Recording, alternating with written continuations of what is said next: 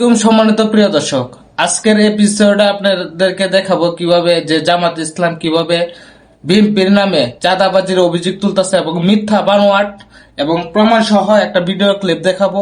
অবশ্যই ভিডিওটা সবাই শেয়ার করে দেবেন মানুষকে যাতে সচেতন থাকে। তাহলে চলুন আমরা ভিডিওটা আগে দেখি, তারপর আপনার কিছু কথা বলি। এই যে আমার মাথার চাইতেছে সন্ত্রাসী আইছে, আমি রাস্তায় দোকানদারি করে গেল সন্ত্রাসী আইছে, আমার লুট করতেছে। এটুকু ভিডিও দেখে কিছুই বোঝেন নাই, পুরোটি দেখেন তারপরে পুরোটা বলছি।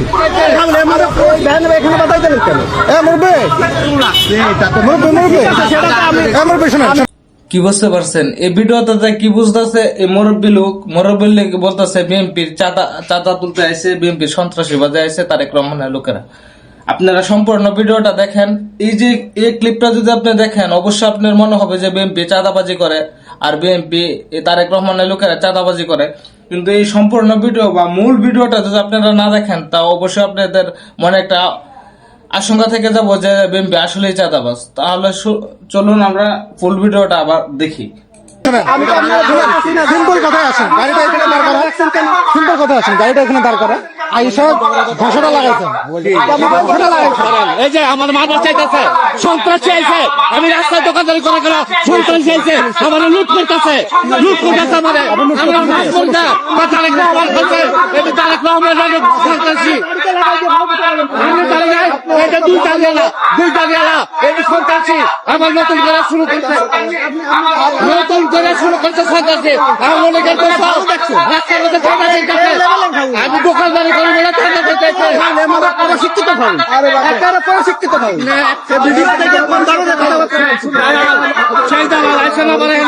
এই যে ভিডিও করেন দালাল, ভিডিও করেন দালাল।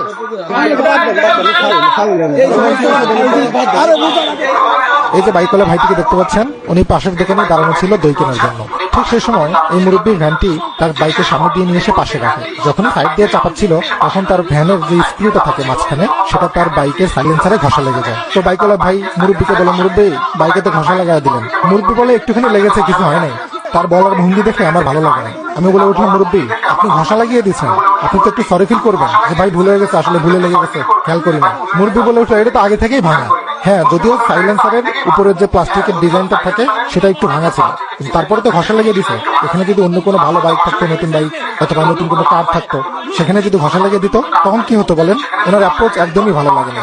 এটা নিয়ে কথা বলতেই উনি চেতে গিয়ে বলতেছে তারেক রহমানের চাঁদাবাজ, আওয়ামী লীগের দোসর, নতুন করে চাঁদাবাজি করতে আসছি, আমরা নাকি তার কাছ থেকে টাকা চাইছি, অনেক ধরনের কথাবার্তা উনি বললেন। আপনারা যা ভিডিওতে শুনতে পাইছেন, ওনার কথাবার্তা দেখে আমি একদম চুপ হয়ে গেছি। কি বলতেছে উনি? কি ইস্যু নিয়ে ওনার সাথে কথা বলছিলাম? উনি এখন কোন বিষয় নিয়ে আমাদের সাথে কথা বলছে? উনি যেভাবে আমাদের উপরে ব্লেম দিচ্ছিল, যে কোনো সময় ওইখানে একটা মব সৃষ্টি হতে পারত, আমাদের উপর একটা চাপ আসতে পারত। এই ধরনের মুরব্বী থেকে, এই ধরনের লোক থেকে আপনারা সাবধানে থাকবেন। কি শুনলেন ভিডিওটাই? যে জামাতের জারর সন্তান, এই সে জামাতের জারর সন্তান, বুঝছেন? পাকিস্তান আমলের যখন জামাতেরা রাজাকারের ভূমিকা পালন করছে, পাকিস্তানের আমলে যখন এই রাজাকারের বাচ্চারা আমাদের দেশের মা বোনকে বিভিন্ন ধরনের হয়রানি অত্যাচার করছে, এই যার সন্তান থেকে জন্ম হয়েছে। এর বাপদাদা 14 গোষ্ঠী ছিল জামাত ইসলামের রাজাকারের গোষ্ঠী।